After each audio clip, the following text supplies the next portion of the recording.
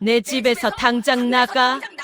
시어머니는 며느리의 짐을 직접 손으로 집어들어 현관 밖으로 던졌습니다. 한겨울 밤이었습니다. 남편을 잃고 시아버지마저 떠나보낸 바로 그날 밤이었습니다. 서연은 아무 이유도 듣지 못한 채 차가운 복도에 내몰렸습니다. 결혼한 지 3년 그 집에서 가족이라 믿었던 시간이 한순간에 무너져 내렸습니다. 시어머니는 처음엔 분명 따뜻한 사람이었습니다. 그런데 어느 순간부터 돌변했고 며느리를 향한 말은 날이 갈수록 더 차갑고 더 잔인해졌습니다. 손님 앞에서도 식사 자리에서도 거리낌이 없었습니다. 그 눈빛에는 설명도 사과도 망설임도 없었습니다. 대체 왜 이 여자는 며느리를 이토록 모질게 내쫓은 걸까요? 그리고 그 차가운 눈빛 뒤에 숨겨진 진짜 이유는 무엇이었을까요? 사연 시작하기 전에 구독과 좋아요 부탁드립니다. 응원해주시는 모든 분들 항상 좋은 일만 가득할 거예요. 세상에는 태어나면서부터 따뜻한 품에 안기는 아이가 있는가 하면 태어나는 순간부터 차가운 바닥을 배워야 하는 아이도 있습니다. 서연이 바로 그런 아이였습니다. 윤서연. 23세 봄날 그녀는 인천의 낡은 반지하 방에 홀로 앉아 새벽 2시가 넘도록 대학 과제를 붙들고 있었습니다. 좁은 창문 너머로 보이는 건 지나가는 사람들의 발뒤꿈치뿐이었습니다. 형광등 하나가 방 전체를 희뿌옇게 밝혀주고 있었고 낡은 교재 위에는 편의점 알바를 마치고 온 탓에 아직 지워지지 않은 계산대 손때가 남아 있었습니다. 서연은 손을 잠깐 내려다보다가 다시 교재로 시선을 돌렸습니다. 피곤하다는 말은 사치라는 걸 그녀는 오래전에 배웠습니다. 서연이 처음 가난을 몸으로 느낀 건 초등학교 2학년 때였습니다. 반 친구들이 소풍날 알록달록한 도시락통을 들고 왔을 때 서연의 손에는 비닐봉지에 담긴 삼각김밥 2개가 전부였습니다. 창피하다는 생각보다 먼저 든 건 아침에 그걸 쥐어주던 어머니의 손이었습니다.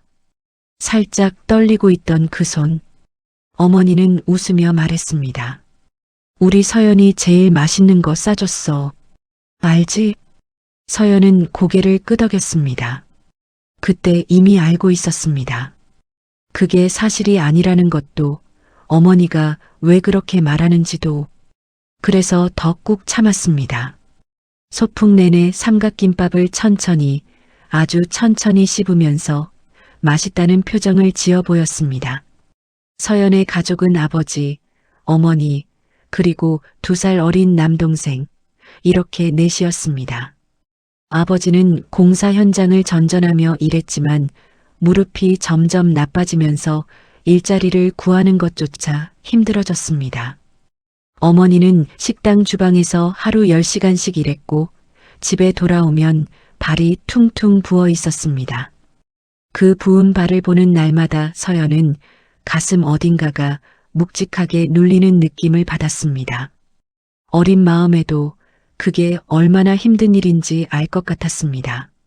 중학교에 올라가던 해 여름 서연의 집은 보증금도 건지지 못하고 반지하로 이사를 해야 했습니다.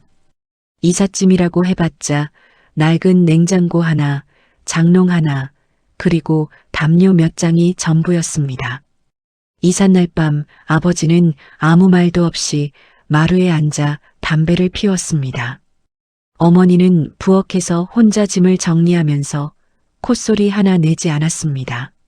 서연은 그 2사람을 번갈아 바라보다가 조용히 남동생 손을 잡았습니다. 아무것도 해줄 수가 없어서 그것만이 서연이 할 수 있는 전부였습니다. 그날 이후로 서연은 달라졌습니다. 아이처럼 무언가를 조르거나 갖고 싶다고 말하는 일이 없어졌습니다. 학교 준비물이 있어도 친구들이 유행처럼 들고 다니는 물건이 생겨도 서연은 입을 다물었습니다. 그게 집안의 짐이 되는 일이라는 걸 아무도 가르쳐주지 않았지만 저절로 알게 되었습니다. 그래서 고등학교 때부터 아르바이트를 시작했습니다. 처음엔 전단지 배포였고 이후에는 편의점, 카페, 식당 서빙, 과외까지 할 수 있는 건 뭐든 했습니다.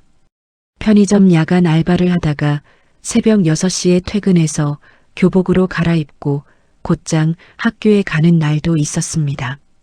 수업 시간에 눈꺼풀이 내려앉아도 손으로 눈을 비비며 버텼습니다. 선생님이 조는 거냐고 물으면 서연은 꼿꼿하게 앉아 대답했습니다. 아니요, 괜찮습니다. 그게 서연의 방식이었습니다. 괜찮지 않아도 괜찮다고 말하는 것. 주변 친구들이 방과 후에 학원을 가거나 분식집에 들르는 시간에 서연은 편의점 유니폼을 입고 계산대에 서 있었습니다. 고등학교 졸업식 날도 오후 5시 알바 시프트가 잡혀 있어서 졸업식이 끝나자마자 뛰어가야 했습니다.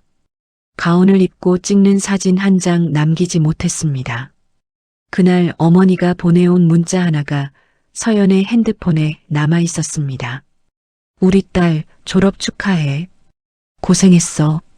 그 짧은 문자 하나가 서연에게는 세상 어떤 꽃다발보다 무거웠습니다.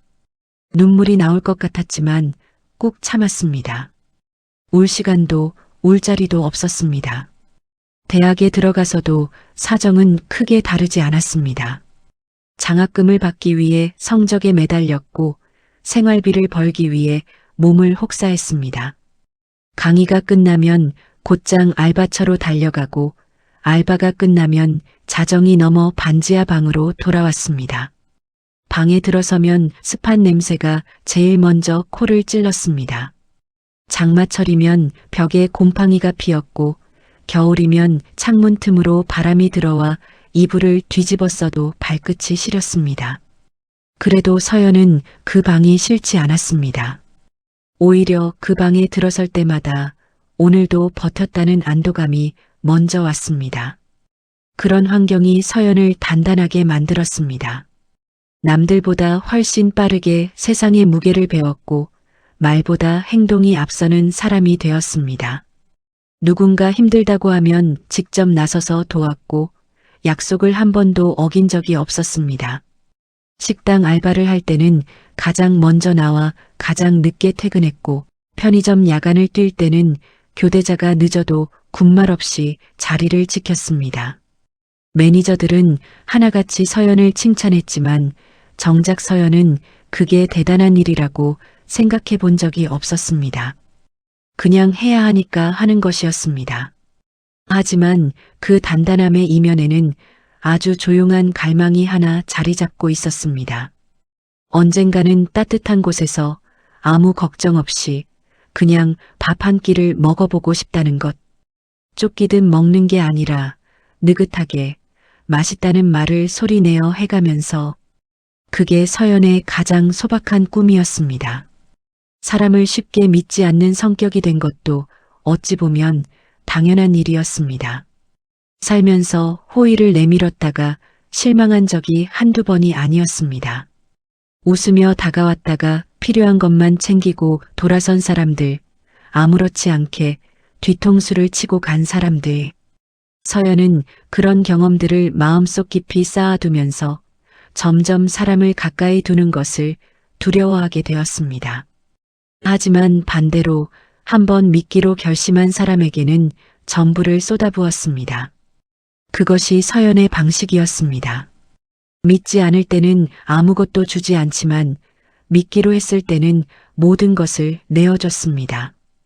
어떤 사람들은 그게 어리석은 거라고 했습니다. 그렇게 살다가 또 상처받는다고. 하지만 서연은 달리 살 줄 몰랐습니다. 반쪽짜리 마음으로 사람을 대하는 건 서연에게는 그게 더 힘든 일이었습니다. 27살이 되던 해겨울, 서연은 작은 회사의 격리 직원으로 취직했습니다.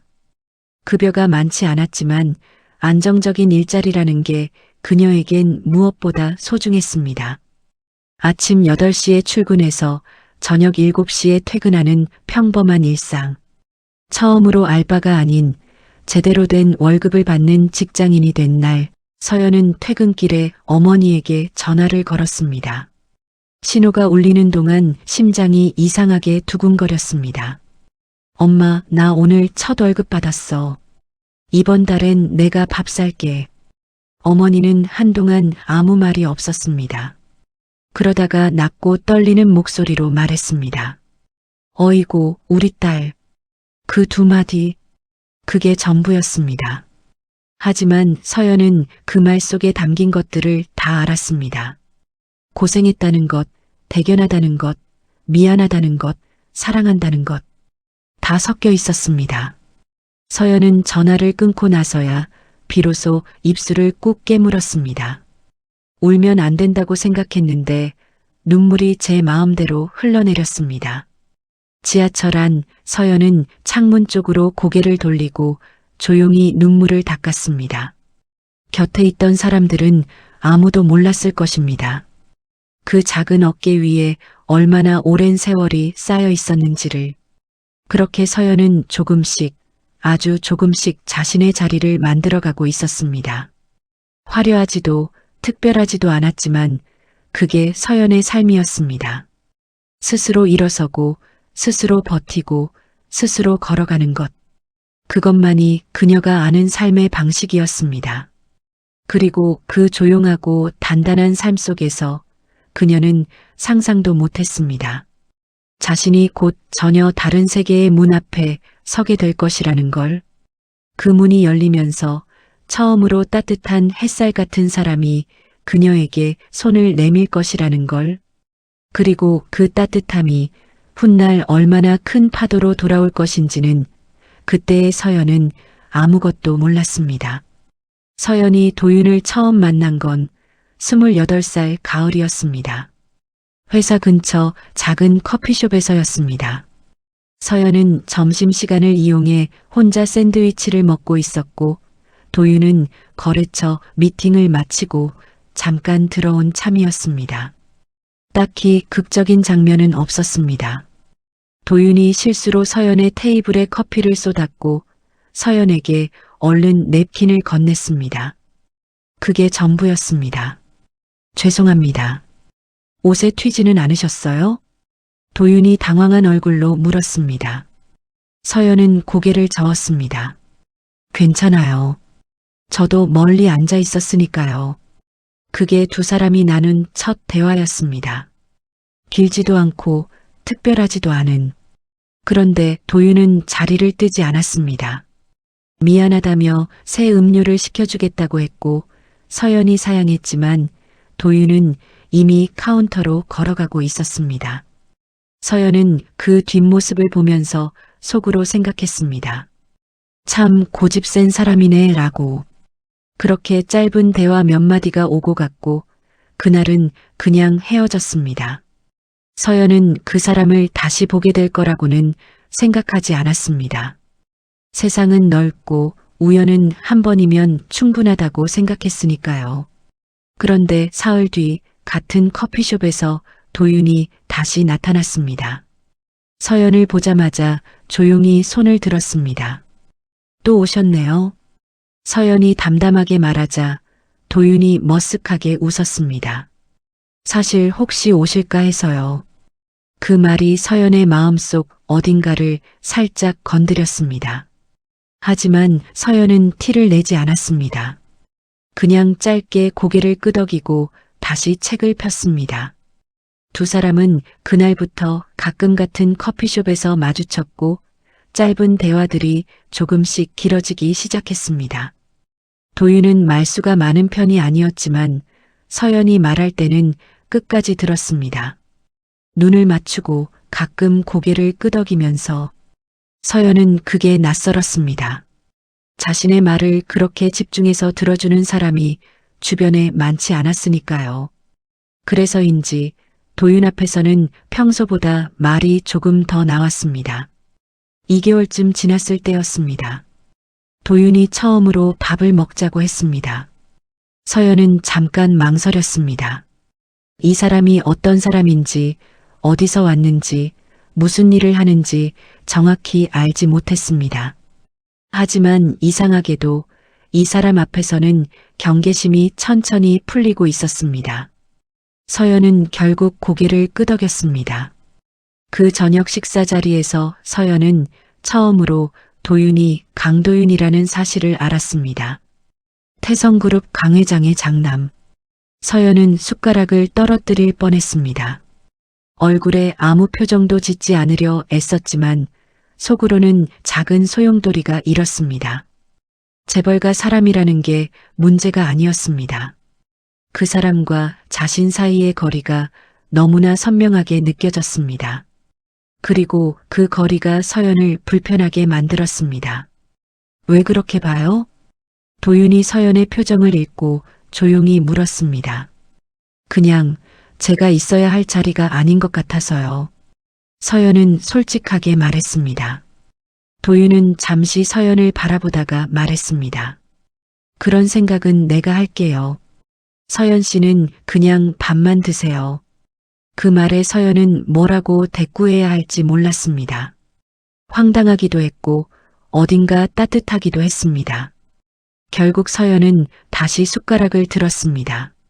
도윤은 집요했습니다. 부담스럽지 않게, 하지만 분명하게. 꽃다발을 들고 나타나거나 비싼 선물을 가져오는 스타일이 아니었습니다.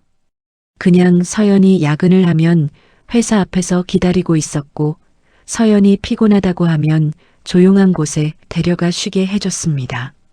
서연이 좋아하는 음식을 한번 말했을 뿐인데 다음번엔 그 식당 앞에서 만나자고 했습니다.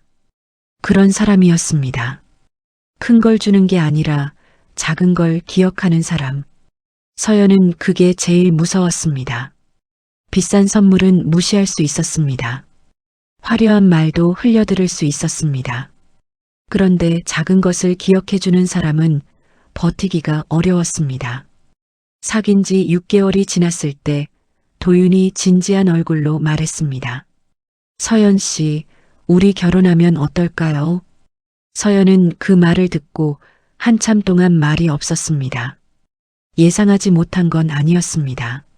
하지만 막상 그 말이 귀에 들어오자 머릿속이 복잡해졌습니다. 설레는 마음 한편에 현실적인 두려움이 동시에 밀려왔습니다. 재벌가. 그 두 글자가 서연의 가슴 한켠을 무겁게 눌렀습니다. 저는 아무것도 없는 사람이에요. 서연이 조용히 말했습니다.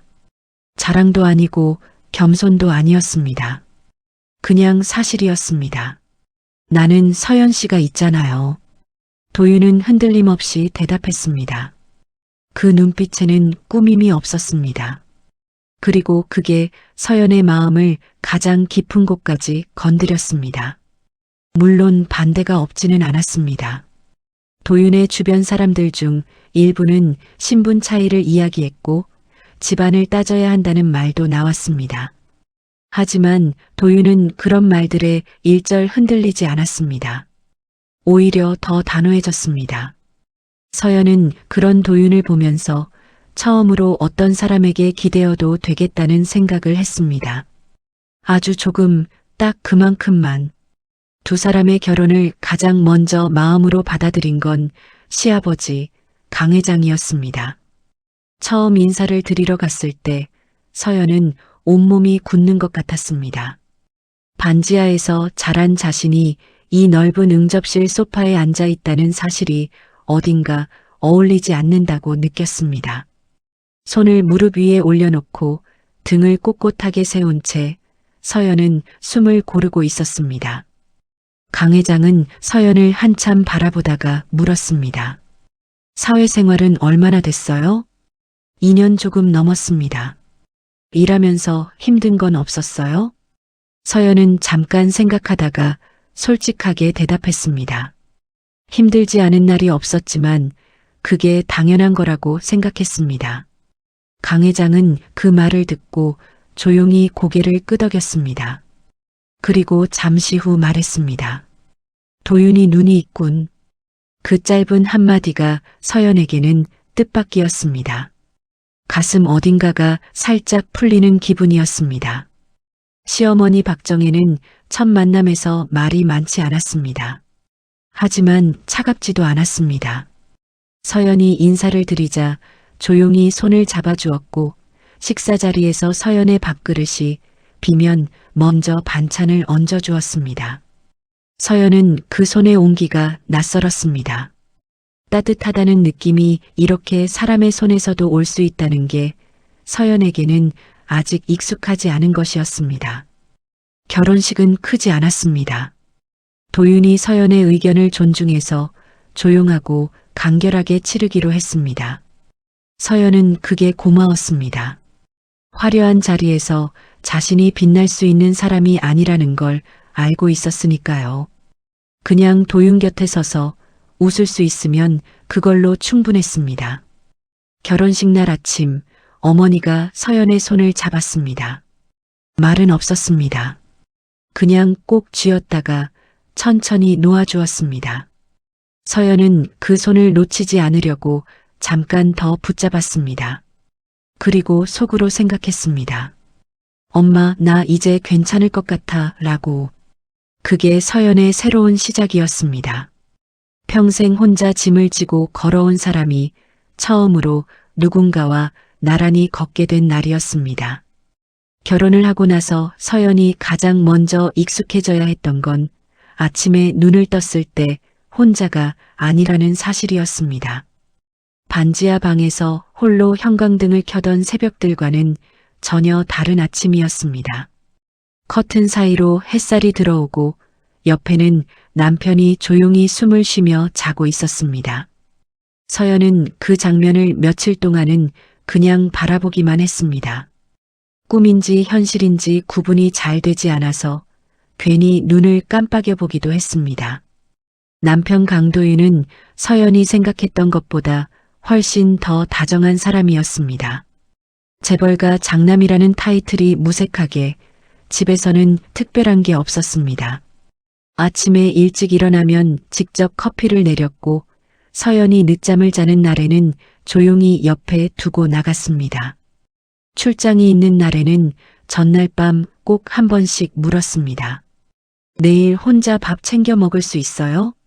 서연은 그 말이 처음엔 어색했습니다. 평생 혼자 모든 걸 해온 사람에게 누군가가 그런 걸 물어보는 게 낯설었습니다.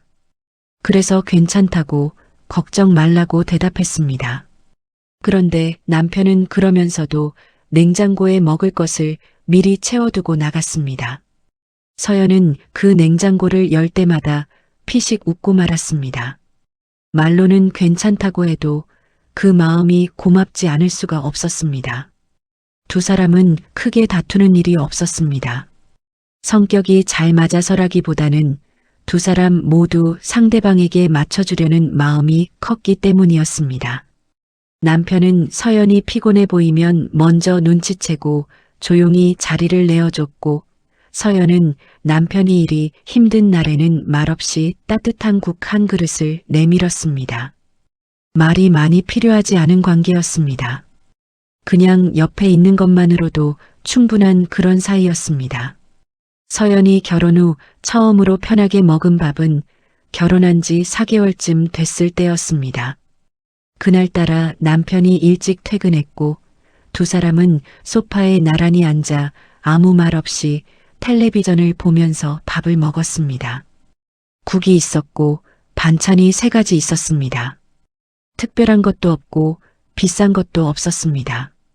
그런데 서연은 그날 밥을 다 먹고 나서 이상하게 눈이 촉촉해졌습니다. 급하게 먹지 않아도 됐고 다음 알바 시간을 신경 쓰지 않아도 됐고 그냥 앉아서 먹을 수 있었습니다. 그게 이렇게 다른 느낌인 줄 몰랐습니다. 서연은 들키지 않으려고 괜히 텔레비전 쪽으로 얼굴을 돌렸는데 남편이 조용히 물었습니다. 왜 그래요? 맛없어요?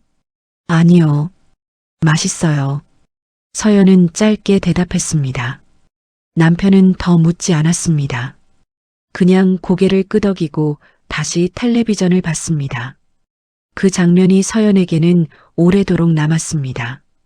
시아버지 강 회장은 며느리가 된 서연을 진심으로 대해주었습니다. 집안 행사가 있을 때마다 서연의 의견을 물었고 어색해할까봐 먼저 말을 걸어주는 일도 많았습니다. 어느 날 저녁 식사 자리에서 강 회장이 물었습니다.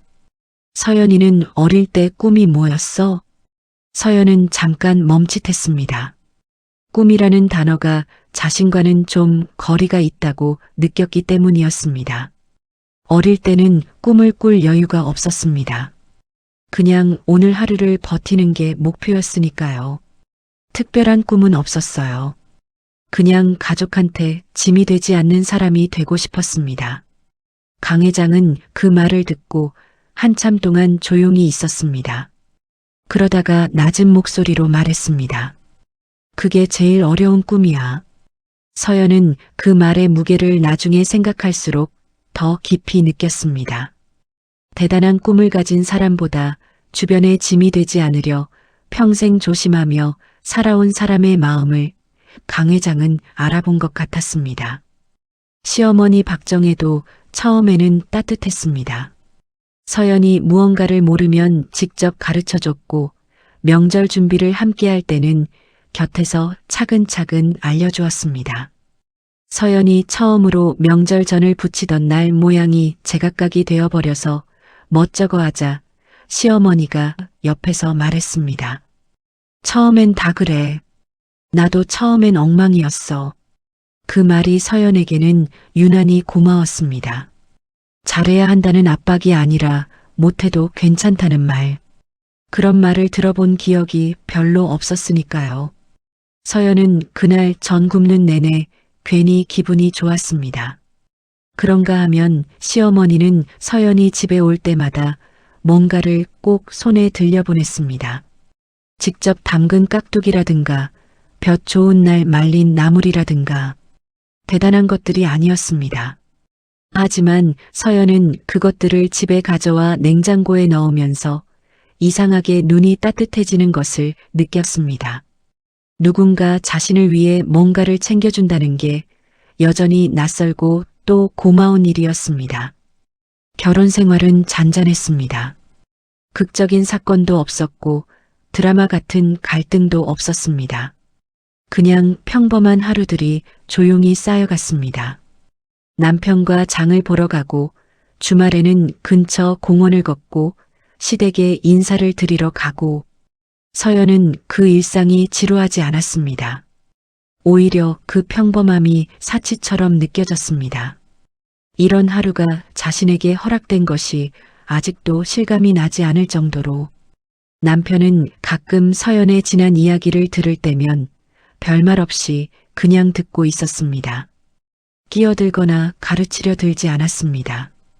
그러다가 서연이 이야기를 다 마치면 조용히 손을 잡아줬습니다. 그게 전부였습니다. 하지만 서연에게는 그 손이 어떤 말보다 컸습니다.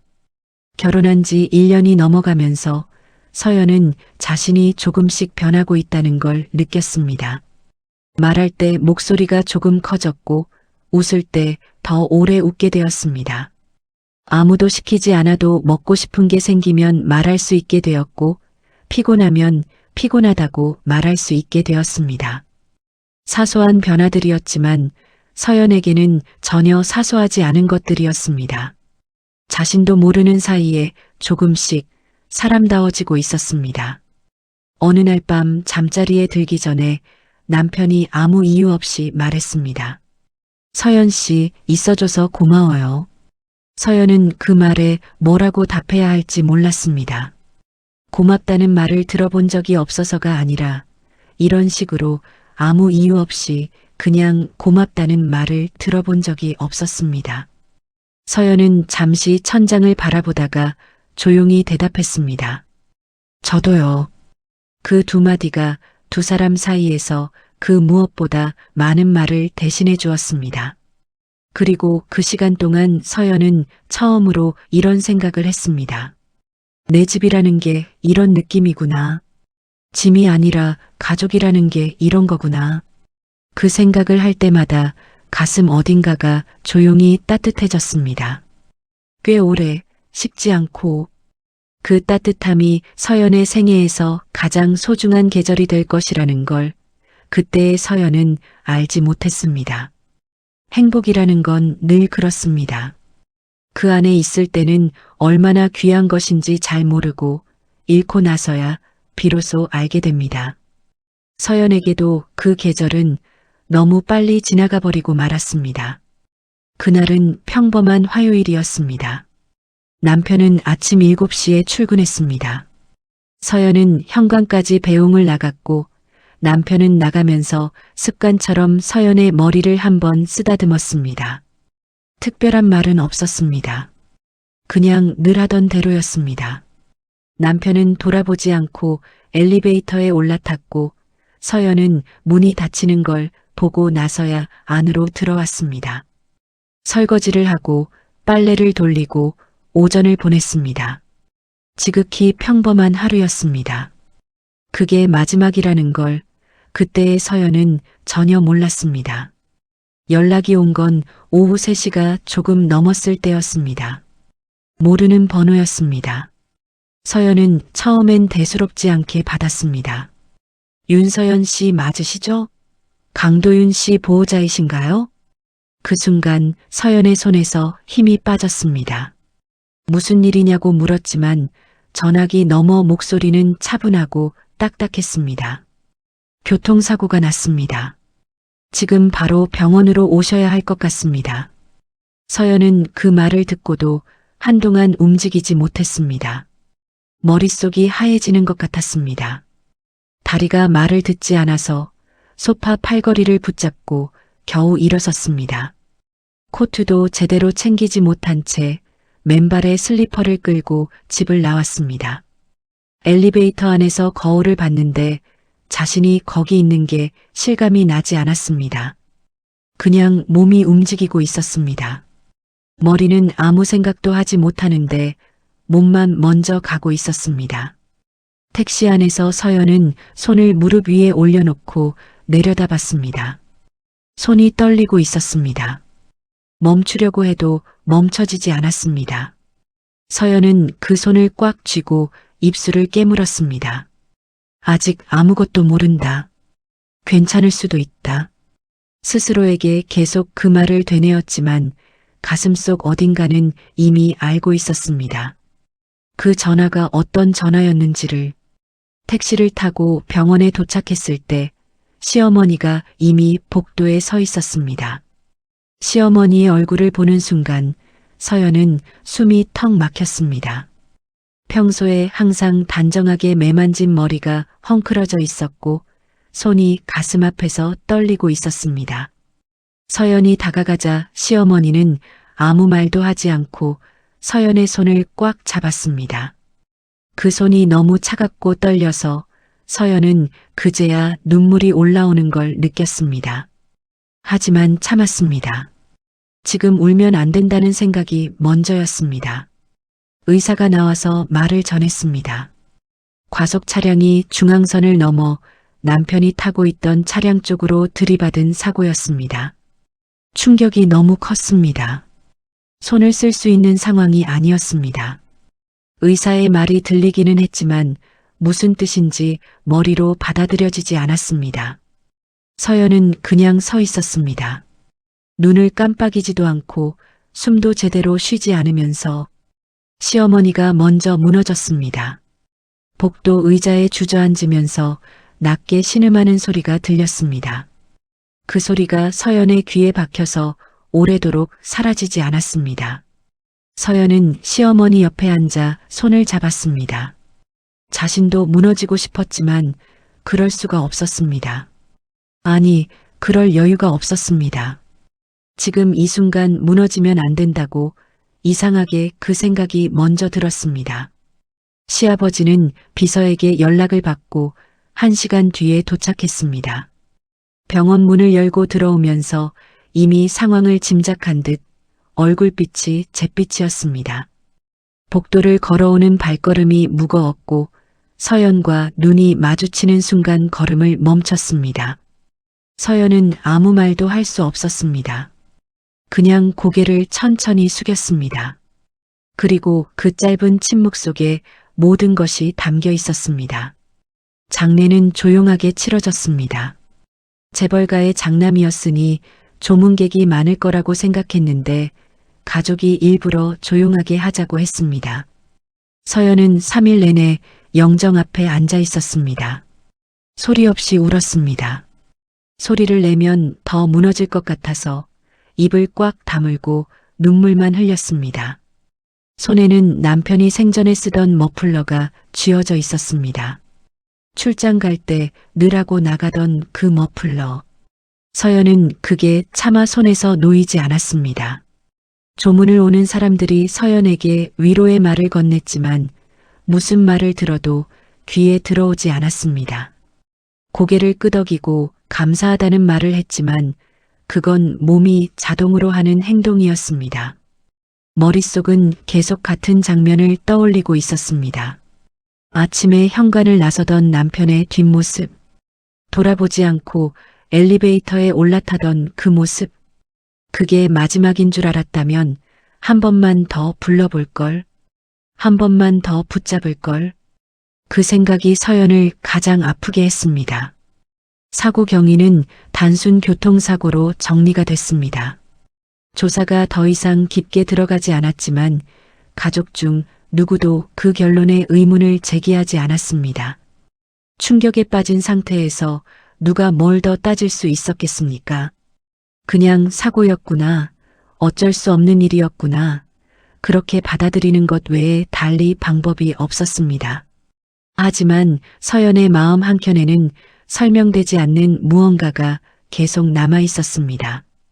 왜 하필 그날이었는지, 왜 하필 그 길이었는지, 평소와 달리 그날따라 남편의 출근 시간이 1시간쯤 이른 게 이상하다는 생각이 스쳤지만 슬픔에 잠긴 머릿속에서는 그 의문이 금방 사그라들었습니다. 이유를 찾으려 해도 찾을 수 없었고 그 이유 없음이 오히려 더 서연을 무너뜨렸습니다. 사람이 이렇게 갑자기 아무 예고도 없이 사라질 수 있다는 것. 서연은 그 사실을 처음으로 몸으로 배웠습니다. 그리고 그게 평생 잊히지 않을 상처가 되었습니다. 장례가 끝난 날 밤 서연은 혼자 방에 앉아 있었습니다. 집안은 쥐죽은 듯 조용했습니다. 남편이 쓰던 베개가 그대로 있었고 욕실 세면대 옆에는 남편의 칫솔이 그대로 꽂혀 있었습니다. 아무것도 치우지 못했습니다. 치우면 진짜가 되는 것 같아서 서연은 그 베개를 끌어안고 처음으로 소리를 내어 울었습니다. 아무도 없었으니까요. 아무도 볼 수 없었으니까요. 그래서 딱 한 번만 참았던 것들을 전부 쏟아냈습니다. 그리고 눈물이 다 먹고 나서 서연은 천장을 바라보며 생각했습니다. 이제 어떻게 해야 하지? 이 집에서, 이 사람들 곁에서 나는 어떻게 살아가야 하지? 아직 아무 답도 없었습니다. 그냥 새벽이 오고 있었고 창문 너머로 빛이 조금씩 들어오고 있었습니다. 남편 없이 맞는 첫 번째 아침이었습니다. 서연은 그 빛을 멍하니 바라보면서 오늘 하루도 버텨야겠다고 생각했습니다. 이유는 몰랐지만 그냥 버텨야 할 것 같았습니다.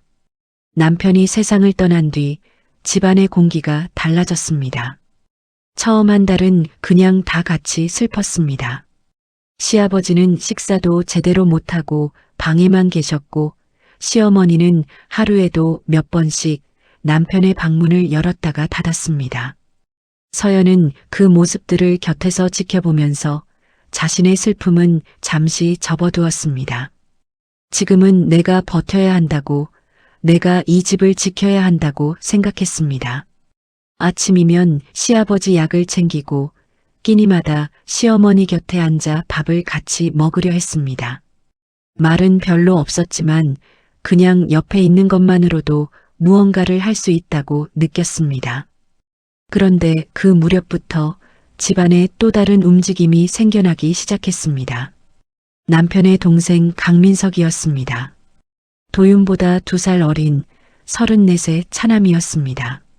남편이 살아있을 때는 늘 형의 그늘 아래 있었고 회사에서도 두드러지는 역할이 없었습니다. 그런데 장례가 끝나고 2개월도 채 되지 않아 민석은 조용하고 빠르게 움직이기 시작했습니다. 경영진과 따로 회의를 잡고 아버지 몰래 임원들과 자리를 만들었습니다. 서연은 그 사실을 나중에야 조금씩 알게 됐습니다. 직접 보거나 들은 게 아니라 집안 분위기에서 느껴지는 것들이었습니다. 시아버지 방에서 나오는 민석의 표정이 조금씩 달라지고 있었고 예전에는 없던 자신감 같은 것이 얼굴에 배어나오고 있었습니다. 시아버지의 건강은 빠르게 나빠지고 있었습니다. 충격이 너무 컸던 탓이었습니다. 자식을 먼저 보낸 부모의 슬픔은 몸을 갉아먹는 것 같았습니다. 식사량이 줄었고 잠을 잘 자지 못하셨습니다. 눈빛에서 예전의 날카로움이 사라지고 그 자리에 깊고 무거운 피로가 들어앉았습니다. 서연은 매일 아침 시아버지 방에 죽이나 미음을 들고 들어갔습니다. 처음에는 시아버지가 그래도 조금씩 드셨는데 시간이 갈수록 숟가락을 드는 것조차 힘들어 하셨습니다. 아버님, 조금만 드세요.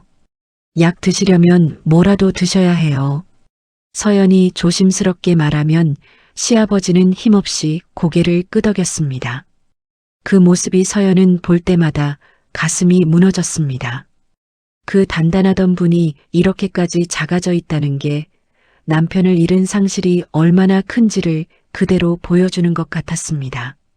민석의 아내 이수진도 이 무렵부터 집에 자주 드나들기 시작했습니다. 처음에는 시아버지 걱정에 들른다고 했습니다. 그런데 올 때마다 집안 구석구석을 눈으로 훑쳤고 이야기 중에도 집안일이나 재산 관련된 내용이 자연스럽게 끼어들었습니다. 서연은 그게 불편했지만 내색하지 않았습니다. 지금은 집안이 힘든 시기이고 서로 도우면 됐습니다.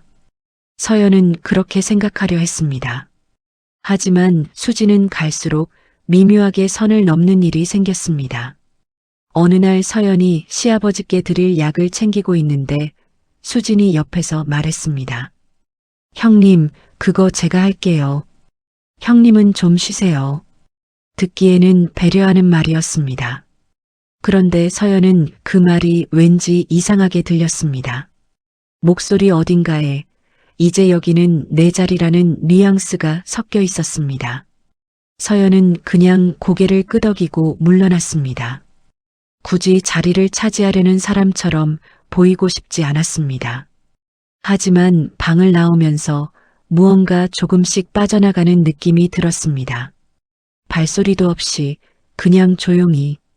민석은 서연에게 직접 뭔가를 말하는 일은 드물었습니다. 하지만 서연이 방에 들어가거나 식탁에 앉으면 이야기가 뚝 끊기거나 화제가 바뀌었습니다. 서연이 있는 자리에서는 중요한 이야기를 하지 않겠다는 게 느껴졌습니다. 그건 말보다 더 분명한 메시지였습니다. 너는 이 대화의 일원이 아니라는 것. 서연은 그 느낌이 들 때마다 일부러 더 조용히 앉아 있었습니다. 튀지 않으려고, 거슬리지 않으려고. 하지만 조용히 있으면 있을수록 오히려 자신이 이 공간에서 점점 흐려지는 것 같았습니다. 서연은 처음에는 그 느낌을 자신의 착각이라고 생각했습니다. 남편을 잃고 예민해진 탓이라고. 그런데 시간이 지날수록 착각이 아니라는 걸 알게 됐습니다. 어느 날 저녁 집에 손님이 왔을 때였습니다. 집안 관련 일로 찾아온 사람들이었는데 민석이 자연스럽게 대표로 나서서 이야기를 이끌었습니다. 서연은 그 자리에 있었지만 누구도 서연에게 말을 걸지 않았습니다. 인사도 하지 않는 사람도 있었습니다. 서연은 찻잔을 들고 조용히 구석에 앉아 있다가 자신이 그 자리에 있는지 없는지조차 아무도 신경 쓰지 않는다는 걸 깨달았습니다. 그리고 그 깨달음이 슬픔보다 더 차갑게 가슴에 내려앉았습니다. 시아버지가 결국 병원에 입원하게 된 건 남편이 세상을 떠난 지 4개월이 지났을 무렵이었습니다. 혼자 일어나기 힘들 만큼 체력이 떨어졌고 의사는 당분간 병원에 계셔야 한다고 했습니다. 그날부터 집에는 시어머니와 서연, 그리고 민석 부부가 자주 드나드는 구조가 됐습니다. 시아버지가 없는 집에서 힘의 균형은 빠르게 무너지기 시작했습니다. 서연은 여전히 성실하게 움직였습니다.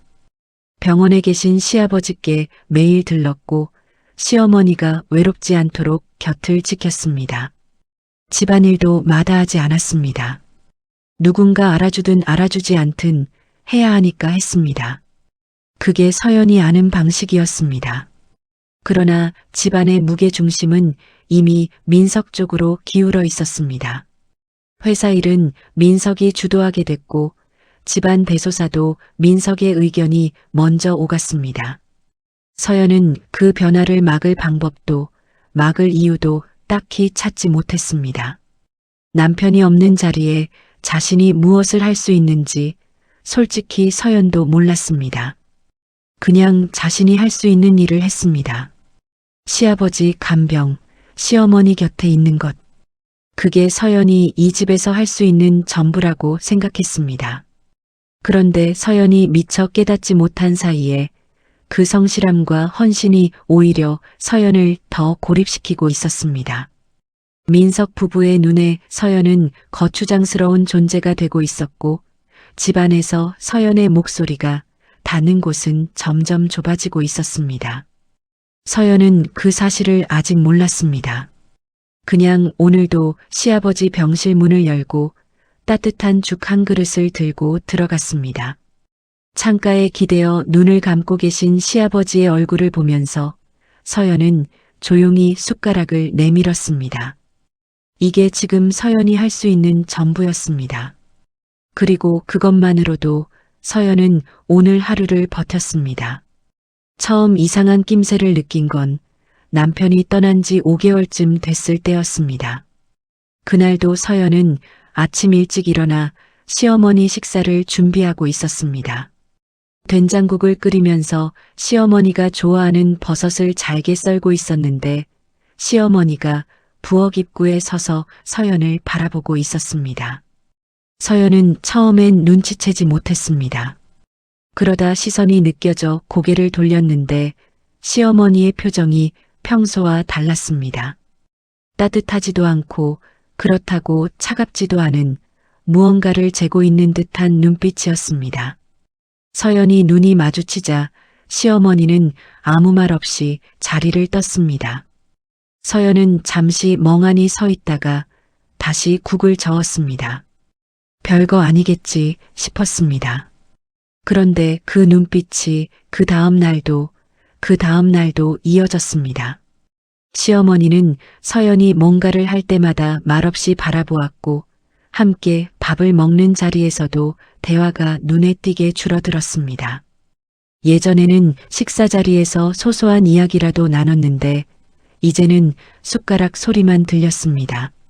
서연은 혹시 자신이 뭔가 실수를 했나 싶어 돌이켜봤지만 딱히 떠오르는 게 없었습니다. 뭘 잘못한 것도 없는데 이 싸늘함이 어디서 오는 건지 서연은 하루하루 답을 찾으려 했지만 찾을 수 없었습니다. 변화가 말로 드러난 건 그로부터 2개월쯤 더 지났을 때였습니다. 그날 서연은 시어머니 방에 빨래를 갖다 드리러 갔습니다. 문을 두드리고 들어서자 시어머니가 창가에 앉아 있었습니다. 빛이 옆에서 들어오고 있었고 시어머니의 얼굴은 그늘 반 빛 반으로 나뉘어 있었습니다. 서연이 빨래를 장롱 위에 올려두고 나오려는데 시어머니가 낮고 건조한 목소리로 말했습니다. 너 때문에 우리 아들이 죽었어. 서연은 그 말을 듣고 그 자리에서 굳어버렸습니다. 잘못 들은 건가 싶어 뒤를 돌아봤는데 시어머니는 여전히 창밖을 바라보면서 말을 이었습니다. 내가 우리 아들 잡아먹은 거야. 서연의 입이 열리지 않았습니다.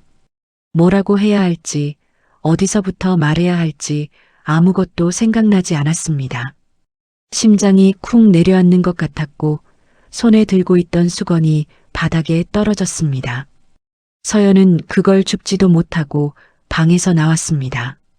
복도에 서서 벽에 등을 기댔습니다. 숨이 잘 쉬어지지 않았습니다. 눈물이 날 것 같았지만 그보다 먼저 온 건 멍함이었습니다. 그냥 아무 감각이 없었습니다. 그 뒤로 시어머니의 말은 점점 날이 서기 시작했습니다. 처음에는 단발적인 말 한마디였는데 시간이 지나면서 반복이 됐습니다. 서연이 부엌에 있으면 시어머니가 들어와 찬바람 같은 눈빛으로 바라보다가 한마디 던지고 나갔습니다. 거실에서 마주쳐도 마찬가지였습니다. 그리고 더 힘들었던 건 손님이 와 있는 자리에서도 시어머니가 거리낌 없이 그 말을 내뱉었다는 것이었습니다. 우리 도윤이가 왜 죽었는지 알아? 다 이 사람 때문이야.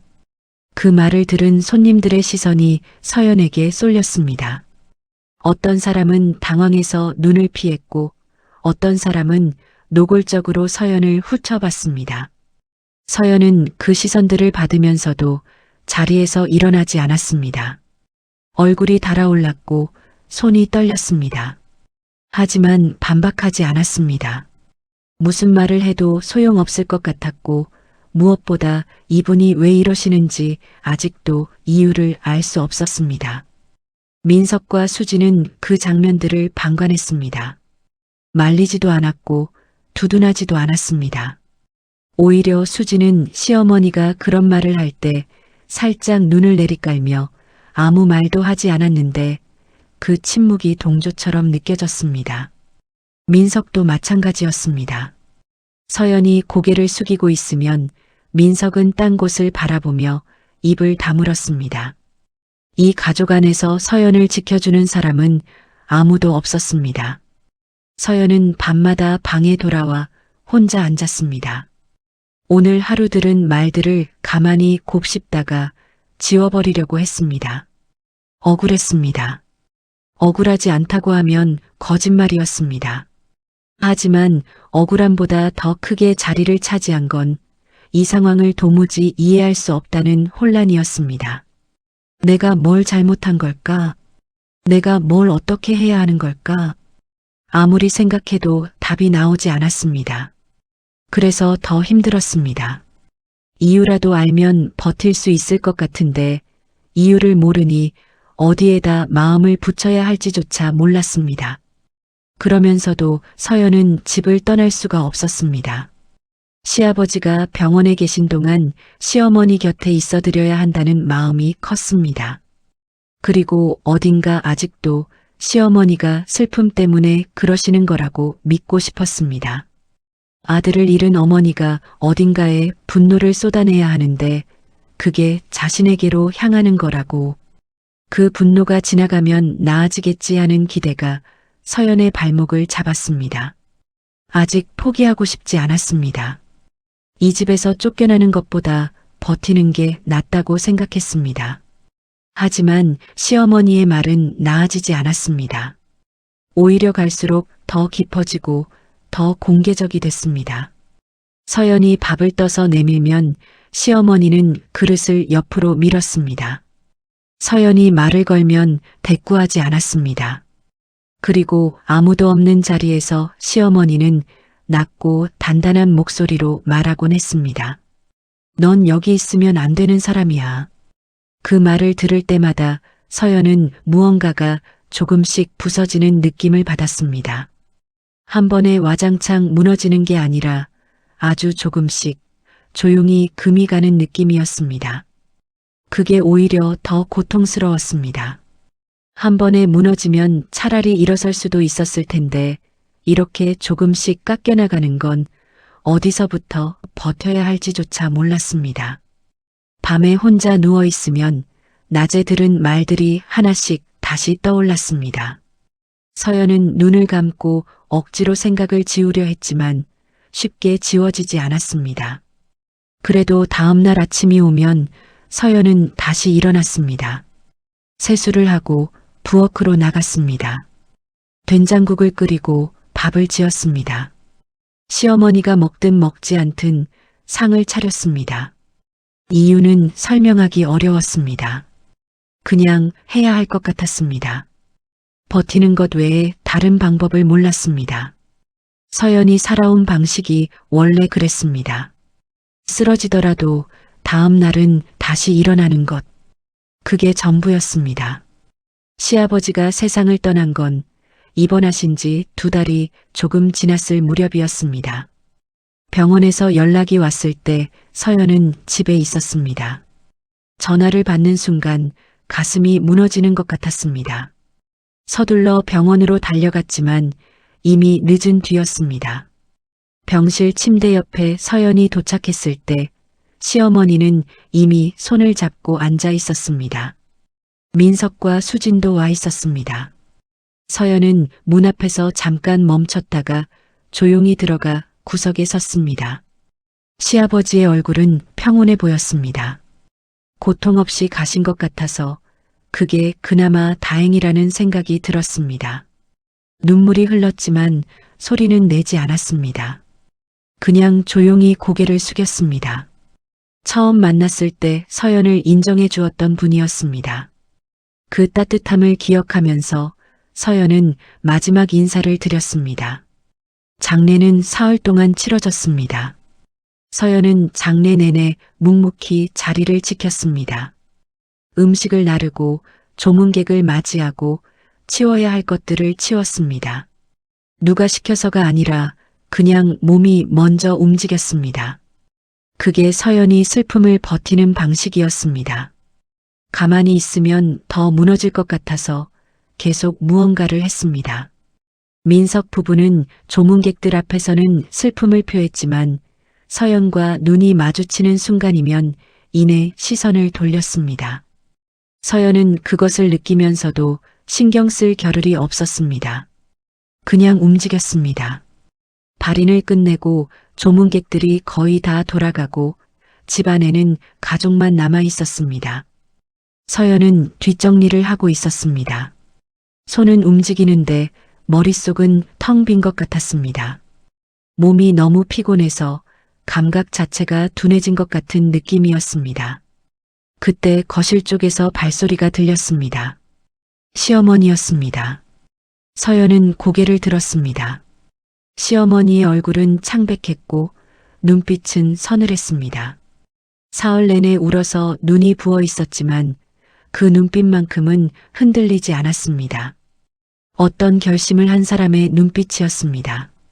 시어머니는 부엌 입구에 서서 서연을 바라보다가 짧게 말했습니다. 짐 싸.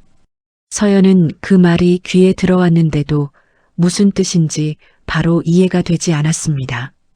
손에 들고 있던 행주를 내려놓으면서 물었습니다. 어머님, 무슨 말씀이세요? 시어머니의 목소리는 차갑고 단단했습니다. 떨림 하나 없었습니다. 이 집에서 당장 나가라고. 서연은 숨이 턱 막혔습니다. 왜요? 라는 말이 목까지 올라왔지만 나오지 않았습니다. 시어머니의 눈빛에는 설명을 들을 여지가 없었습니다. 이미 결정된 일이라는 게 그 눈빛에서 읽혔습니다. 어머님, 지금 장례가 끝난 날인데요. 제가 무슨 잘못을... 잘못? 내가 무슨 잘못인지 모른다고? 시어머니의 목소리가 한층 더 낮아졌습니다. 낮을수록 더 무겁게 눌리는 목소리였습니다. 우리 아들 잡아먹은 것도 모자라서 영감까지. 이 집에 재앙이 따라다니는 게 다 너 때문이야. 더 이상은 못 봐. 그 말이 서연의 가슴 한가운데를 꿰뚫고 지나갔습니다. 서연은 아무 말도 하지 못했습니다. 억울했습니다. 무너질 것 같았습니다. 입술이 떨렸습니다. 하지만 시어머니는 더 이상 기다려주지 않았습니다. 거실로 나가더니 서연의 신발장 옆에 세워둔 가방을 집어들어 현관 밖으로 던졌습니다. 쿵 하는 소리가 복도에 울렸습니다. 그 소리가 집안 전체에 퍼지는 것 같았습니다. 민석은 거실 소파에 앉아 있었습니다. 그 소리를 듣고도 자리에서 일어나지 않았습니다. 수진도 마찬가지였습니다. 두 사람 다 서연을 보지 않았습니다. 아무도 말리지 않았습니다. 아무도 서연 편을 들어주지 않았습니다. 그 침묵이 말보다 더 냉혹했습니다. 서연은 그 자리에 서서 그 침묵을 온몸으로 받았습니다. 서연은 방으로 들어가 남은 짐을 챙겼습니다. 손이 떨렸습니다. 무엇부터 챙겨야 할지 생각이 나지 않아서 그냥 보이는 것들을 가방에 집어넣었습니다. 옷 몇 벌, 서류 봉투, 남편이 준 작은 사진 액자 하나, 그것만 챙겼습니다. 나머지는 내버려 두었습니다. 남편의 머플러가 서랍 안에 있었지만 그것도 챙기지 못했습니다. 지금 이 순간 더 머물고 싶지 않았습니다. 아니, 더 머물 수가 없었습니다. 방을 나오면서 문손잡이를 잡았다가 잠깐 멈췄습니다. 이 방에서 남편과 살았던 시간들이 스쳐 지나갔습니다. 그리고 서연은 손을 놓았습니다. 현관을 나서면서 서연은 한 번 뒤를 돌아봤습니다. 거실 불빛이 새어나오는 복도, 시어머니가 등을 돌리고 앉아있는 모습, 아무도 자신을 바라보지 않는 그 장면. 서연은 그것을 눈에 새겨두듯 한번 바라보다가 문을 닫았습니다. 소리 없이 엘리베이터를 타고 내려오는 동안 서연은 아무 생각이 없었습니다. 로비를 지나 바깥으로 나왔을 때 한겨울 바람이 얼굴을 때렸습니다. 코트도 제대로 여미지 못한 채 나온 탓에 찬 공기가 목덜미까지 파고들었습니다. 서연은 그 자리에 서서 잠깐 하늘을 올려다봤습니다. 검고 차가운 하늘이었습니다. 별도 없었습니다.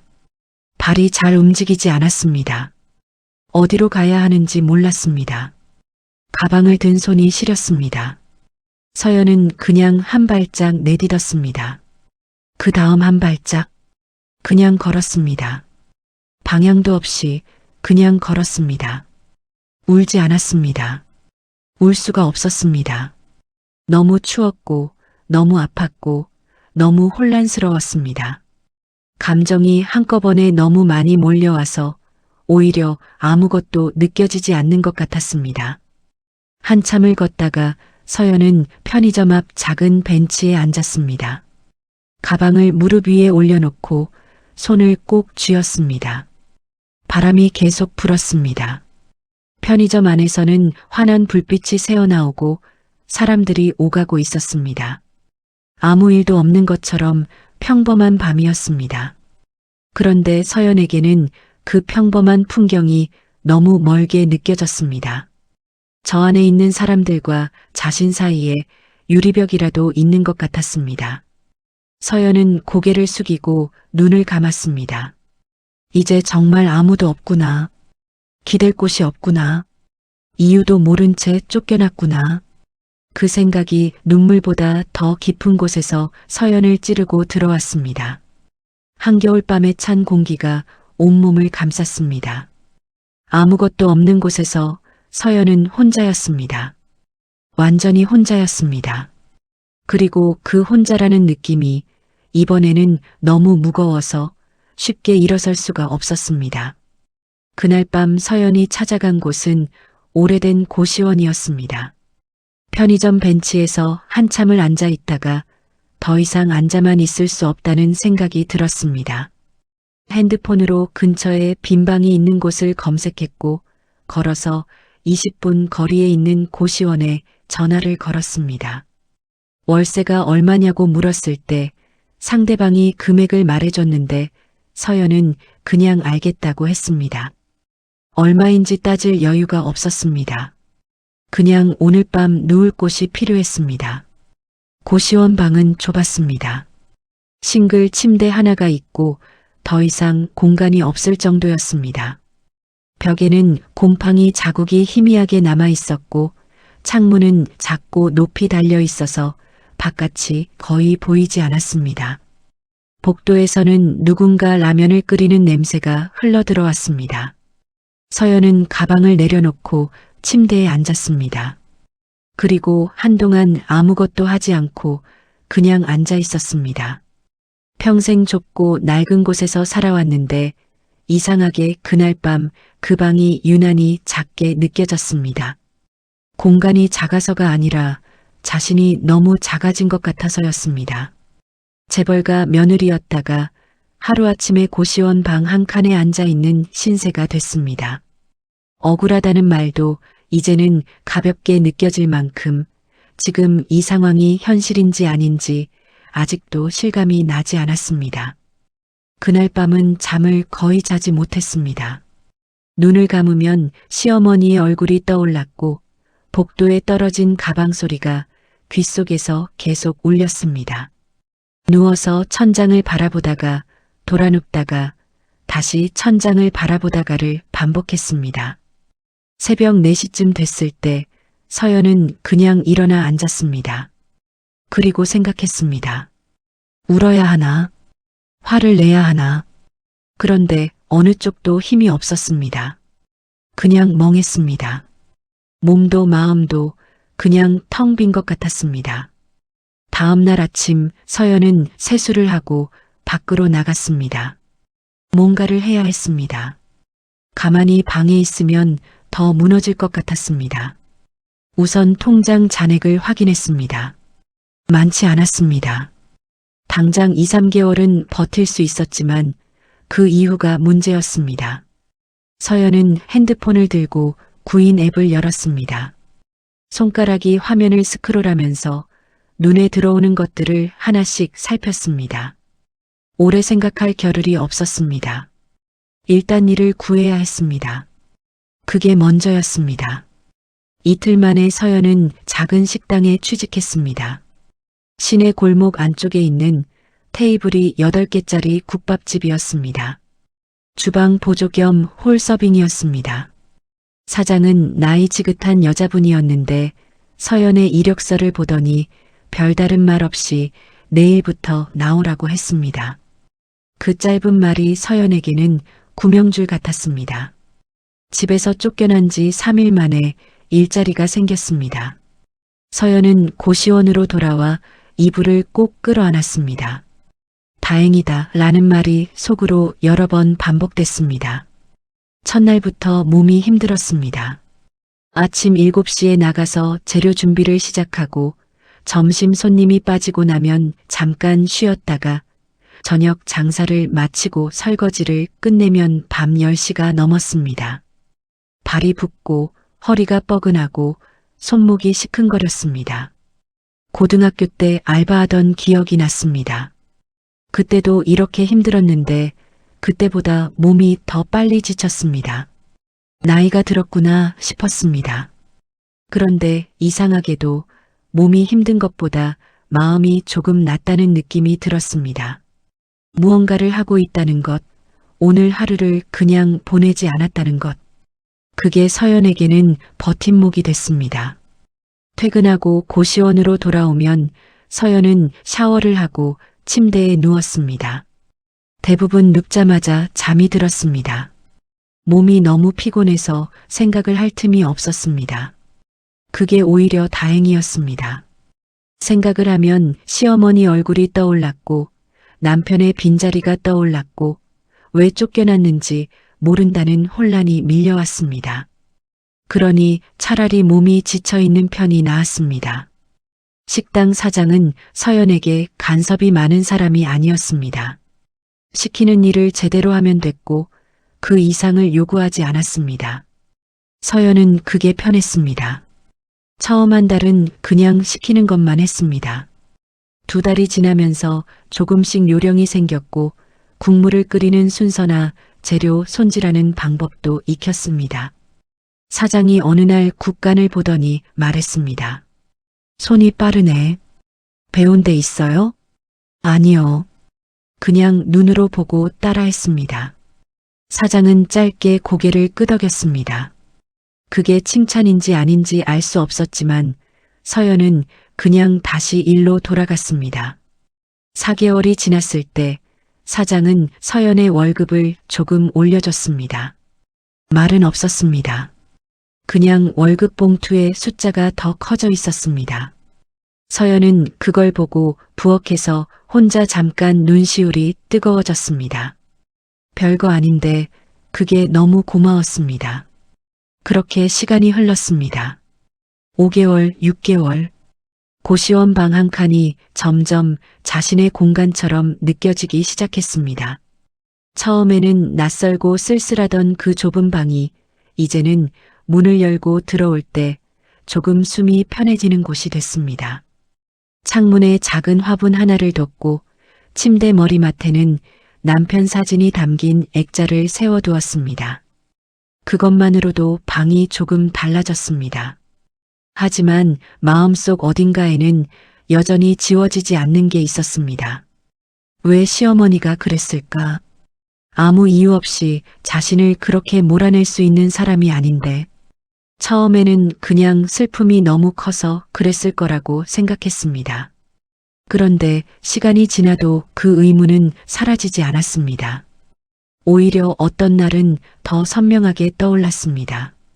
설명되지 않는 것들이 마음속에서 조용히 하지만 집요하게 서연을 따라다녔습니다. 언젠가는 알 수 있을까? 언젠가는 이유를 듣게 될까? 서연은 그 답을 아직 알지 못했습니다. 그래도 서연은 오늘을 살았습니다. 아침에 일어나고 출근하고 밥을 먹고 퇴근하고 잠을 자는 것. 그 반복이 서연을 무너지지 않게 붙들어 주었습니다. 화려하지도 않고 특별하지도 않은 하루들이었습니다. 하지만 서연은 그 하루들을 하나씩 쌓아가면서 조금씩 다시 일어서고 있었습니다. 누가 알아주지 않아도 아무도 보지 않아도 그냥 서연이기 때문에 쓰러져도 다시 일어나는 것, 그게 서연이 살아온 방식이었고 지금도 달라지지 않았습니다. 집에서 쫓겨난 지 어느덧 3년이 흘렀습니다. 서연은 그 사이 국밥집 주방 보조에서 시작해 작은 분식집의 주방 실장 자리까지 올라와 있었습니다. 돈을 조금씩 모았고 고시원에서 나와 반지하이긴 해도 혼자 쓸 수 있는 원룸으로 이사를 했습니다. 화분 몇 개를 들여놓고 창문에 커튼을 달고 남편의 사진을 작은 액자에 담아 책상 위에 세워두었습니다. 아주 조금씩 사람 사는 곳처럼 만들어가고 있었습니다. 겉으로 보면 이제 꽤 안정을 찾은 것 같았습니다. 하지만 마음 한쪽에는 여전히 지워지지 않는 물음표 하나가 남아 있었습니다. 시어머니는 왜 그랬을까? 남편의 죽음에 정말 아무 다른 이유가 없었을까? 그 물음은 3년이 지나도 희미해지지 않았습니다. 오히려 일상이 안정될수록 더 선명하게 올라왔습니다. 바쁠 때는 덮어둘 수 있었는데 조용한 밤이 되면 그 질문들이 하나씩 고개를 들었습니다. 진실과 처음 마주친 건 아주 우연한 일이 계기가 됐습니다. 서연이 일하던 분식집에 단골로 오는 손님 중에 나이가 지긋한 변호사 한 분이 있었습니다. 처음엔 그냥 조용히 밥을 먹고 가는 손님이었는데 어느 날 서연이 자리를 치우다가 그 손님이 테이블에 두고 간 서류 봉투를 발견했습니다. 서연은 얼른 밖으로 달려나가 돌려줬고 그 일이 계기가 돼서 짧은 대화를 나눴습니다. 손님은 서연이 태성그룹 강도윤 씨의 부인이었다는 사실을 이미 알고 있었습니다. 서연은 그 말에 멈칫했습니다. 어떻게 아세요? 저도 한때 그 회사와 관련된 법률 일을 맡은 적이 있거든요. 그 손님은 잠깐 망설이더니 서연을 자리에 앉혔습니다. 그리고 조심스럽게 입을 열었습니다. 혹시 강 씨 사고와 관련해서 이상한 점을 느낀 적 없으셨어요? 서연은 그 말에 심장이 쿵 내려앉는 것을 느꼈습니다. 언젠가 한 번쯤 이런 말을 누군가에게 듣게 될 것 같다는 막연한 예감이 있었습니다. 그런데 막상 그 말이 현실로 들려오자 숨이 잘 쉬어지지 않았습니다. 서연은 손을 무릎 위에 올려놓고 천천히 고개를 끄덕였습니다.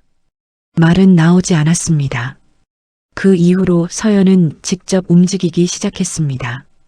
변호사 손님이 조심스럽게 건네준 몇 가지 단서를 가지고 서연은 당시 사고 관련 기록들을 하나씩 찾아봤습니다. 쉽지 않았습니다. 공식적으로는 단순 교통사고로 종결된 사건이었으니까요. 하지만 서연은 포기하지 않았습니다. 밤에 퇴근하고 나서 몇 시간씩 자료를 뒤졌고 주변 증언을 모으기 위해 당시 사고 현장 근처 사람들을 직접 찾아가기도 했습니다. 발품을 팔았고 거절을 당하기도 했고 허탕을 치기도 했습니다. 그래도 멈추지 않았습니다. 이건 알아야 하는 일이었습니다. 서연의 전부와 연결된 일이었습니다. 그렇게 몇 달이 지났을 때 윤곽이 잡히기 시작했습니다. 그리고 서연은 그 윤곽이 선명해질수록 손이 떨렸습니다. 남편의 사고는 단순한 사고가 아니었습니다. 과속 차량 운전자는 단순 음주운전자가 아니라 민석의 장인 측과 연결된 인물이었습니다. 당시 남편이 회사 내부의 비리를 포착하고 아버지에게 보고하려 했다는 정황이 있었습니다. 민석 측에서는 그것을 미리 알았고 남편이 그 정보를 전달하기 전에 막으려 했습니다. 서연은 그 문서를 손에 쥐고 한참 동안 멍하니 앉아 있었습니다. 손가락 끝이 차가워졌습니다. 눈앞에 있는 글자들이 보이는데 뇌가 그것을 받아들이기를 거부하는 것 같았습니다. 남편은 단순히 운이 나빴던 게 아니었습니다. 누군가가 일부러 그 자리에서 남편을 지웠던 것이었습니다. 서연은 한동안 숨을 쉬는 것도 잊고 있었습니다. 정신을 차리고 나서야 가슴이 쿵쾅거리는 걸 느꼈습니다. 손이 부들부들 떨렸습니다. 화가 났습니다. 슬펐습니다. 그 두 감정이 한꺼번에 밀려와서 어느 쪽이 더 큰지 구분조차 안 됐습니다. 그런데 더 충격적인 사실이 남아 있었습니다. 시어머니 박정혜가 이 사실을 이미 알고 있었다는 것이었습니다. 남편이 세상을 떠난 뒤 시어머니는 조용히 주변을 살피다가 결국 진실을 파악했습니다. 민석의 뒤에 있는 세력이 생각보다 훨씬 크다는 것도 알았고 자신도 이미 그 세력에게 감시받고 있다는 것도 눈치챘습니다. 그리고 그 무렵 시어머니 본인도 건강이 심상치 않다는 걸 알았습니다. 병원에서 좋지 않은 진단을 받았던 것이었습니다. 서연은 그 부분을 읽고 나서 눈을 감았습니다. 가슴이 먹먹했습니다.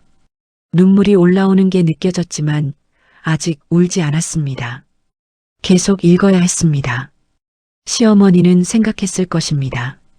자신이 오래 버티지 못할 수도 있고 민석 세력에 맞설 힘도 없고 이 집에 서연이 함께 있으면 서연도 표적이 될 수 있다고. 그래서 선택한 것이었습니다. 가장 잔인한 방식으로 가장 철저하게 서연을 밀어내는 것. 아들을 잡아먹었다고, 재앙이라고, 다시는 볼 수 없다고. 그 말들은 전부 거짓이었습니다. 서연을 미워해서 한 말이 아니라 서연이 이 집에 미련을 두지 않도록 빨리 멀리 떠나도록 만들기 위해 한 말들이었습니다. 한겨울밤 가방을 복도에 던진 것도 전부 그 안에 담겨 있었습니다. 서연이 다시는 돌아오고 싶지 않도록. 서연의 눈에서 눈물이 흘렀습니다. 소리는 없었습니다. 그냥 조용히 뺨을 타고 내려왔습니다. 억울했던 날들이 스쳐 지나갔습니다. 시어머니의 차가운 눈빛, 손님 앞에서 모욕당하던 순간, 한겨울밤 가방을 들고 복도에 서 있던 그 장면, 그 모든 것들이 이제 전혀 다른 의미로 다가왔습니다. 그게 미움이 아니라 사랑이었다는 것. 그 잔인함이 사실은 보호였다는 것. 거기에 하나가 더 있었습니다.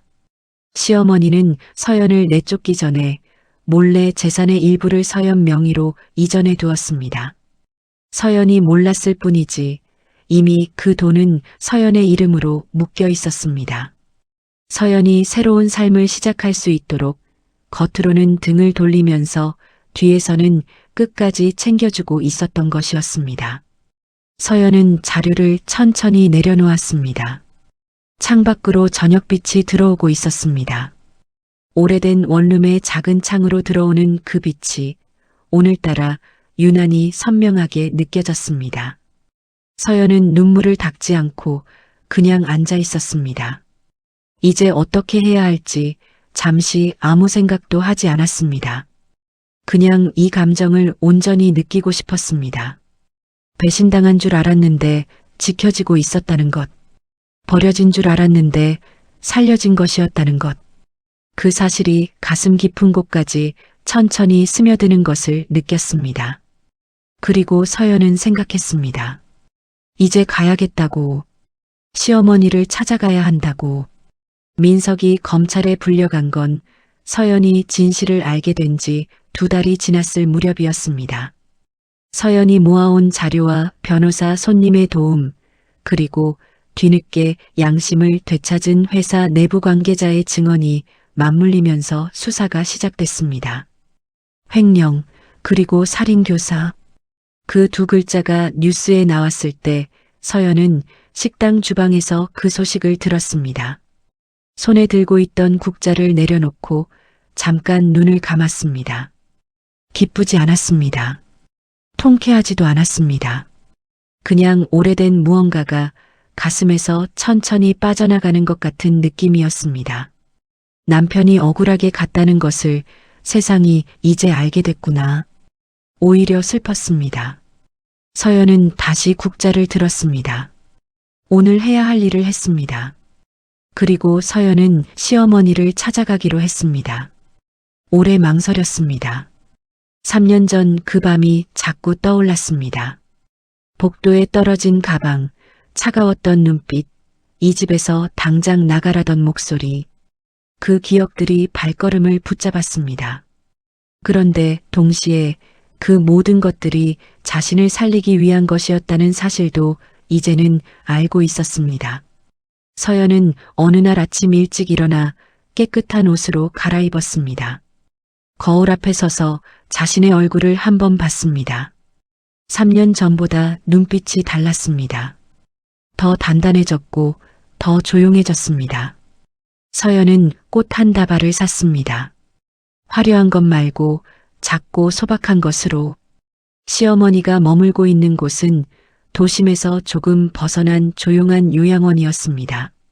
민석이 구속된 이후 그쪽 집안 사람들이 모두 뿔뿔이 흩어졌고 시어머니는 혼자 그곳에 들어가 있었습니다. 건강이 많이 나빠졌다는 이야기를 들었습니다. 서연은 요양원 입구를 지나면서 가슴이 쿵쿵거렸습니다. 무슨 말을 해야 할지, 어떤 표정을 지어야 할지 머릿속에서 수십 번 생각했지만 막상 건물 안으로 들어서니 아무것도 준비가 안 된 것 같았습니다. 그냥 가는 거야. 그냥 만나는 거야. 서연은 속으로 되뇌며 걸었습니다. 복도를 걸어가면서 방 번호를 확인했습니다. 5호실. 서연은 문 앞에 서서 한 번 깊게 숨을 들이쉬었습니다. 그리고 노크를 했습니다. 들어와. 목소리가 들렸습니다. 예전보다 많이 작아진 목소리였습니다. 서연은 천천히 문을 열었습니다. 시어머니는 창가에 앉아 있었습니다. 햇빛이 옆으로 들어오고 있었고 그 빛 속에 시어머니의 모습이 있었습니다. 머리가 많이 새어 있었고 얼굴이 전보다 훨씬 야위어 있었습니다. 눈밑이 깊게 패여 있었고 손등에는 핏줄이 선명하게 드러났습니다. 서연은 그 모습을 보는 순간 가슴 어딘가가 세게 조여드는 것을 느꼈습니다. 3년 사이에 이렇게 되셨구나. 이렇게 힘드셨구나. 이렇게 혼자 버티고 계셨구나. 시어머니도 서연을 봤습니다. 두 사람의 눈이 마주쳤습니다. 잠깐 침묵이 흘렀습니다. 시어머니의 표정이 흔들렸습니다.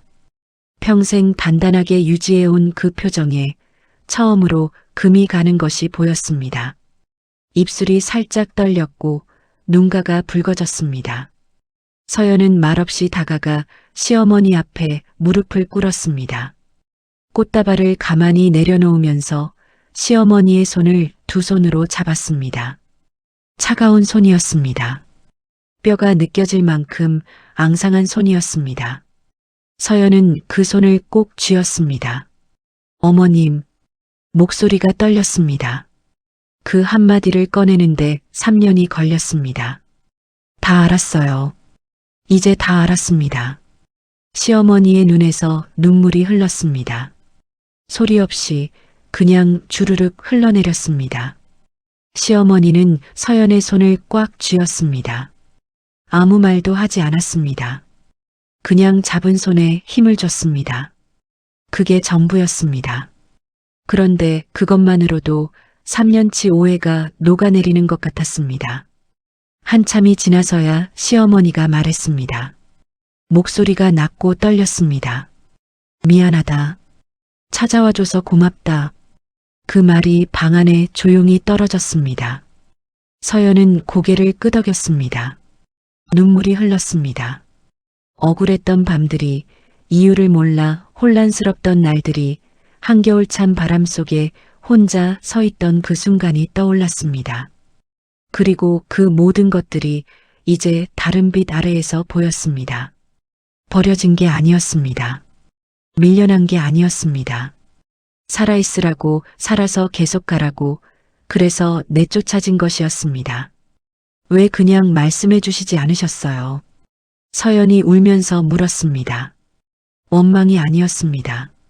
그냥 물어보고 싶었습니다. 말하면 내가 안 갈 것 같았다. 시어머니가 짧게 대답했습니다. 그 말이 맞았습니다. 서연이었다면 절대 그냥 떠나지 않았을 것입니다. 곁에 남아서 싸우려 했을 것이고, 그러다 위험에 처했을 것입니다. 시어머니는 그걸 알고 있었습니다. 그래서 가장 잔인한 방법을 선택한 것이었습니다. 자신이 악역을 맡는 것으로 서연을 살린 것이었습니다. 두 사람은 오래 앉아 있었습니다. 말이 많지 않았습니다. 그래도 괜찮았습니다. 서연은 시어머니 손을 계속 잡고 있었고, 시어머니는 창밖을 바라보면서 조용히 있었습니다. 햇빛이 방 안으로 천천히 이동하고 있었습니다. 따뜻했습니다. 서연은 그 온기가 손을 타고 올라오는 것을 느꼈습니다. 처음 이 집안에 들어왔던 날, 시어머니가 서연의 손을 잡아주던 그 온기가 기억났습니다. 달라진 게 없었습니다. 그 손의 온기는 여전히 같았습니다. 서연은 그날 이후로 자주 요양원을 찾았습니다. 시어머니가 좋아하는 음식을 만들어서 가져갔고, 날씨가 좋은 날에는 함께 바깥 벤치에 앉아 햇볕을 쬐었습니다. 말이 많이 필요하지 않았습니다. 그냥 함께 있는 것만으로도 충분했습니다. 어느 날 시어머니가 서연의 손을 잡고 말했습니다. 내가 잘 살고 있다니 다행이야. 서연은 잠깐 시어머니를 바라봤습니다. 그리고 말했습니다. 어머님 덕분이에요. 시어머니는 아무 말 없이 눈을 감았습니다. 그 얼굴에 희미한 미소가 스쳤습니다. 민석은 결국 법의 심판을 받았습니다. 긴 재판 끝에 실형이 선고됐습니다. 서연은 그 판결문을 뉴스로 접했고 잠깐 그 내용을 읽다가 덮었습니다. 더 이상 그쪽에 마음을 쓰고 싶지 않았습니다. 이제 서연에게 남은 건 앞으로 나아가는 것이었습니다. 시어머니가 이전에 둔 재산이 서연의 손에 들어온 건 그로부터 얼마 지나지 않아서였습니다. 서연은 그 돈으로 작은 식당을 냈습니다. 자신이 일했던 국밥집 근처 아담한 가게였습니다. 간판도 크지 않았고 메뉴도 단출했습니다. 하지만 서연이 직접 재료를 고르고 직접 국물을 끓였습니다. 개업 첫날 서연은 가게 문을 열기 전에 잠깐 혼자 안에 서 있었습니다. 이제 진짜 내 것이구나. 그 생각이 드는데 눈물이 날 것 같았습니다. 서연은 꾹 참고 문을 밀었습니다. 그리고 웃으며 첫 손님을 맞았습니다. 삶은 완벽하지 않았습니다. 여전히 힘든 날이 있었고 남편이 보고 싶은 날도 있었습니다. 하지만 서연은 이제 혼자가 아니었습니다. 옆에 시어머니가 있었고 자신이 만들어온 하루들이 있었습니다. 그리고 무엇보다 이유를 알게 됐습니다. 버려진 게 아니었다는 것, 살아있으라는 뜻으로 내쫓겼다는 것, 가장 잔인한 선택이 사실은 가장 깊은 사랑이었다는 것, 그 사실 하나가 서연의 지난 3년을 전혀 다른 것으로 만들어 주었습니다. 고통이었던 시간이 이제는 살아남은 시간이 됐습니다. 가장 잔인한 말에서 때로는 가장 깊은 사랑에서 나오기도 합니다. 우리는 상처를 받을 때 그 이면을 보지 못하고 눈앞의 아픔만을 붙잡고 살아갑니다. 하지만 진실은 언제나 찾아오고 그때서야 비로소 우리는 알게 됩니다. 버려진 줄 알았던 그 순간이 사실은 살아남으라는 가장 간절한 바람이었다는 것을요. 마지막으로 구독과 좋아요 부탁드리면서 지금까지 사람 책방이었습니다.